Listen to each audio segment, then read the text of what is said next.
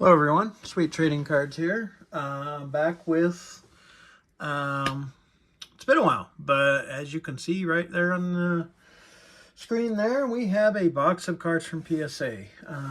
Got a 21 card order here. This got here surprisingly early. I sent this on the 20th of December. It arrived at their place and was checked in on the 23rd. And I got it back, or it completed on the 11th, and I got it back today on the 13th of February. So less than 2 months. I was kind of shocked. Was not expecting these back. What's crazy is the order that I did pay more, value plus, to get through, I'm still waiting on.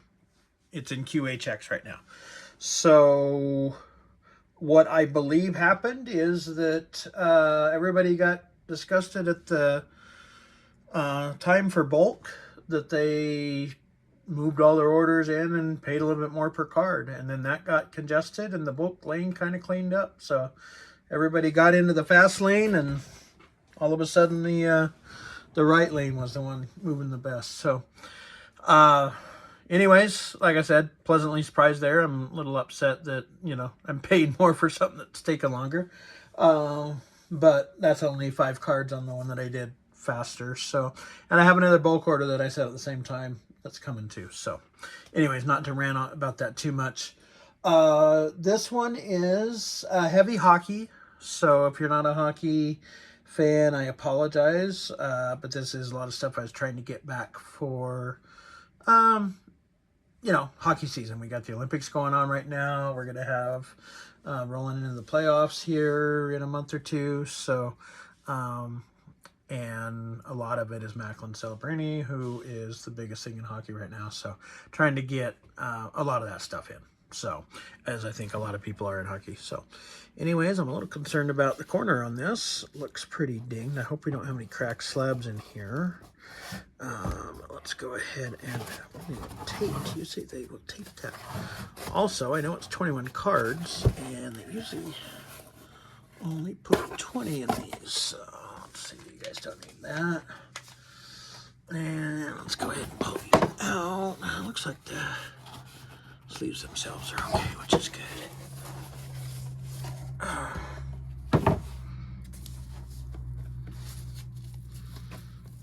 Okay. Yeah, let's go. Here, there is some baseball in here.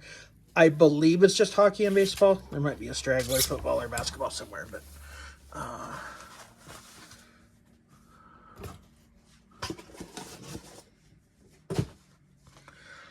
all right. Yeah, looks like the baseball are on top here, so let's go ahead and take a look. I do know the grades already, so as usual, I can't wait. I've already got them listed or prepared to list. As soon as I make sure I get the correct slabs and they're not broken and stuff, I turn on the sales. So anyways, first one up here. This is a, 1 second here, I'm gonna adjust my lighting. All right, this is a 1997 SPX Andrew Jones. This is the gold version. This was in my collection for a while, and something that seeing that he was just about to be elected in the hall. 1 second here. Okay. No more lighting switch there. Sorry. Okay. It was looking like he was going to get in the hall. It was last year on the ballot and everything. So I did pick that up. I really like these cards. I love the old hologram Upper Deck stuff that they would do. I wish Upper Deck still made baseball cards, but that's how it is. So at least they still have some hockey, and I still get some of that. Anyways, this is one that I had sent off. Don't know that there's any graded, or if there is, no sales or anything. So, but with it, die cut, lot of stuff on there. Not expecting a huge grade on this thing, but it did got an 8. So that's probably about what I would have expected on this card. Die cuts are tough anyways, and the hollow views and the scratching. I mean, it just I'm sure there's probably not many 10s of these cards anyways. This is the same set. This is the steel version of Ryan Sandberg. Also something I'd had in my collection for a while. Just look at that hollow view, man. Those are so cool. So there was the base one, which was the team color, and then you had the steel, silver, gold, and then there was one other one. I can't remember what they called it. So kind of a mini rainbow with those. So again, hard to grade. Not sure what this is going to get, but it is an 8. So like I said, to be expected on those. So the Sandberg might sit in my PC. The Andrew I'll go ahead and put up for sale, but just to be some decent value on those. Here we have hockey. So this is, boy, they get all of my old cards at the bottom, which is fine. This one is 96 Flair. This is the blue ice parallel. These were pretty rare out of 250, so pretty low numbered for 90s stuff, especially earlier 90s. You start to get into 98, 99, then we start to see, things that are numbered under 100 and stuff. So I really like the look of these. This is Keith Tkachuk, dad of the Tkachuk brothers that are both in the Olympics right now for U.S. So good time to get that. I have a couple more of these graded. It's kind of some that I like to pick up. And this one, I'm not expecting a huge grade. These are notorious for chipping, just like any Fleer Ultra, very similar, from back in the 90s. So it got 7.5. So that's to be expected. And while those aren't huge chase cards like some of the basketball ones and stuff like the Ultra, it should still be pretty sellable. It's a decent name. Here we have, this is 94 Finest. Mika Kiprusoff. This is his rookie card. So it actually was his, junior's card, but it's what's considered his rookie. And doesn't have the cover on it like you see on all the Finest. And just the base, not a refractor. These usually sell decent in 10s, and I've had pretty good luck with this set. I think I bought a box or two back then because I basically got a 600 count of the cards sitting there that I've been going through and stuff and graded a few. But this one did get the 10, which is nice. That should be decent. And now I think that's the end of the older stuff, and the rest of this is pretty modern new, and we'll start going through those here. So this is the first Celebrini in there. Boy, I just don't love my lighting here today. Okay, this is Macklin Celebrini. This is the marquee rookie, the base, P96. I've seen PSA 10s of these going for over 300 recently, which I think is a little wild, but this is basically the chrome of hockey, essentially, the O-Pee-Chee Platinum, and this one did get a 9, so still probably a maybe $70 card in a 9, so not too bad. A lot of these I picked up before he really started to boom too, so like I think I bought that for somewhere in the teens, so it's still going to be profitable in a 9. A lot of this Macklin stuff is. This one is the O-Pee-Chee Premier. This comes out of the paper set of O-Pee-Chee, so not the Platinum. And it's a insert in there. The O-Pee-Chee Premier goes all the way back to like the early 90s as far as it used to be its own standalone set. Now it's an insert. Nice color, refractor kind of ish. Rainbow looks pretty good. And this one got a 10, so that is, not many of those have sold, but I think it's probably around, one of them sold for 600, but I think that was kind of very freakish.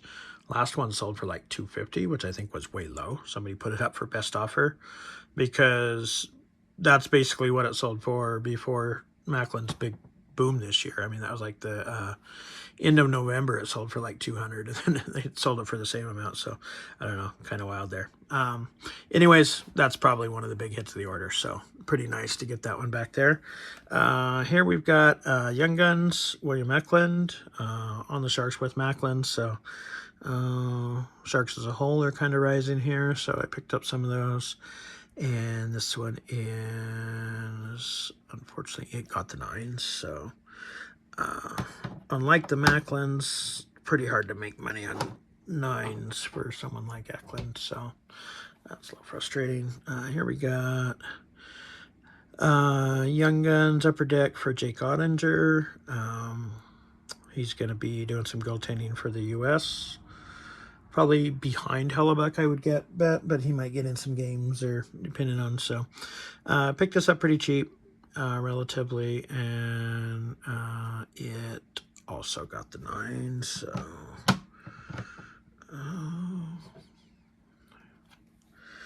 all right, one more here. This is Owen Power. This is his Young Guns rookie card. Former #1 overall pick, defenseman for Buffalo, who is doing well this year. He's not having the best season statistically, but I think his team doing well and possibly getting in the playoffs for the first time in forever is going to be a boost to most of the Sabres. So, and this one did get a 10, so that's pretty nice. Here we have one of the young stars for Anaheim, who's also looking at making the playoffs for the first time in quite a while. And unfortunately, he got hurt and did not get to go play in the Olympics for Sweden. So missed out on that. But he started out the year really hot. This card was up over 200, I think, at some point in a 10, and recently has kind of dropped, but it's still over 100, 120, I think, in a 10. Unfortunately, we did get a 9, but still, I think there's still some decent value on this card from what I got it and grading it. So but we're not doing well on these Young Guns. Sometimes I get graders that just do not like paper cards. Most of these were pretty clean, but there's some that just can be really tough on paper cards. So this one here, Cutter Gauthier, also with the Ducks, just like Carlson, young star rising on a team that's on the rise. So picked that up, and unfortunately it also got the 9. Still, like I said, some value probably in there. There's a couple rising stars, and should be able to get some profit out of those. All right. Here is Puka Nakua. This is the die-cut red and yellow prism. Die-cut cards are tough, but this looked really clean. I picked it up pretty cheap at a card show here locally, and it did get the 10. Puka's values are, considering the numbers he's put up in his first 3 years, I think they're still a little low. I know the Rams fan base is not huge after all the times they moved, and you watched home games there in LA, and oftentimes the other team has more fans than them, so might be part of it, but he's just really good, doing some great numbers, so I expect that his stuff will continue to sell decently, if not for as much as I would hope. Here we have a 2009 Finest Matthew Stafford rookie card. This is the base rookie. There's also refractor versions of that, but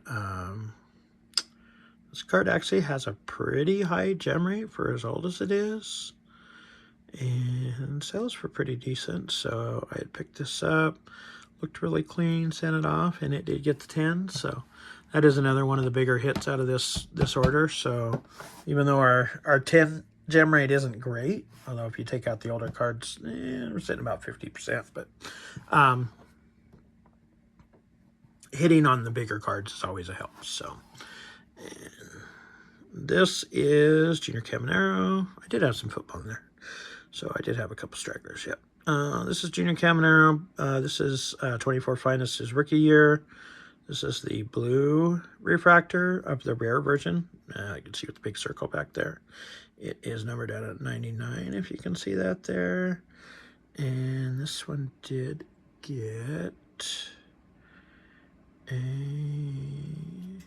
a 10. So that's a pretty good hit on that. I think that's the second one of those. So out of the 99, I've gemmed 2 of them. Moving on. Sorry about that. I probably might cut that out when we do that. This is out of Topps Update Silver Pack. So story on this one, I got a hobby box that I had pre-ordered and opened it up, and it didn't have a silver pack. So I put in a missing hit deal to Topps, and they sent me basically 4 cards. This one, at least they did send me a numbered one, which was this Cabrera, and then 3 other ones, just all in top loaders. And then I got a regular pack of hobby that was also sent. So didn't get anything big out of that, but this was okay. I liked the card. It looked clean. I get Cabrera in the I think that's the old Negro League uni, Detroit Stars, I believe. So probably a rarer card than most of his normal Detroit stuff. So that's kind of cool. It is numbered out of 150, and it did get a 10. So that's kind of nice. And then I also did send in out of the 1990 Topps out of Update. Nick Kurtz, just the base color. Kurtz's stuff's hot enough. I can kind of get away with doing the base. You do want a 10 though, and unfortunately this one did get a 9. Might be soft on that corner down there. If we look, and then, yeah. Anyways, 9 on that one. So, all right, now we're getting into, this is the Macklin Celebrini credentials. These are look like a ticket stub, kind of like what playoff contenders. And this is the blue version. It is numbered to $3.99. The base version is kind of a lighter blue. It's numbered to $9.99. I believe I got another one of those in here. I sent 3 of these blue ones off in this order, and this one got an 8. And this one got a 10, which is nice. And then this one is the third one, and it got a 9. So one of each. I was able to pick those up pretty cheap. Even the 8, I think I'm going to make a small profit, if not break even on it. So that's kind of nice. And then this is the green one of those. Out of $9.99. And this one got a 9. So that's again, I picked most of these up before his big boom, or at the start of it, so, and he's still been going up since then. So even without a great gem rate, I think of the Macklins I sent 5 and 2 gemmed, but those 2 cards are going to be pretty good, and the other one's still making money. So, and last card here, this is credentials of Will Smith, rookie year, same year as Macklin's. He's kind of his running mate there. This is the orange, which is out of $1.99, so kind of the next step up from the blues. Rookie card there. Obviously, his stuff is not as big as Macklin's, but it's seen some rise. He's having a decent year too, although he did get hurt for a bit, but he is back and scoring still pretty well. And it did get a 9. So, so I got 9 stacks, a little bit bigger than our 10. You never want to see that. And then you also got some 8s. Like I said, if we take out the older cards, I think, you know, obviously you don't have them as much here. You got the 1/8. We do a little bit better. Still not a great gem rate. I wasn't overly happy with the grader on this, especially on those paper cards. It just felt like I thought those young guns were, we'd at least get 2 to 3 of those 5 gem out, so that was kind of a bummer. But overall, and these are technically paper cards too. I mean, they're foil embossed, but they're not a chromium, so, and not like we did great on these. I got 110 out of the 4, or out of the 5 of those I sent, so yeah, I mean, those, I'd like to see a much better rate on that stuff, but regardless, that's the breaks with grading. It's still going to be a very profitable order for me. I think return on investment is going to be over 100% with that, in large part because of, you know, you got a guy who's really booming in Macklin that's driving the ship there. And I hit on some of the better orders, like the Stafford rookie, a couple of the Macklins and stuff. So it's not going to be too bad. Anyways, yeah, I'm going to get these up on my eBay site. I think everything but the Sandberg should be available.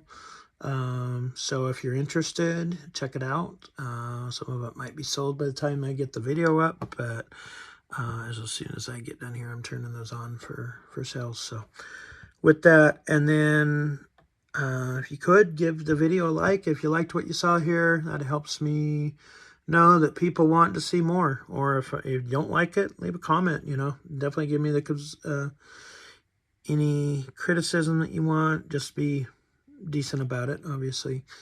But yeah, I'm gonna go get working on getting these listed then and editing this video. So thank you for your time, and thanks for watching Sweet Trading Cards. All right, bye.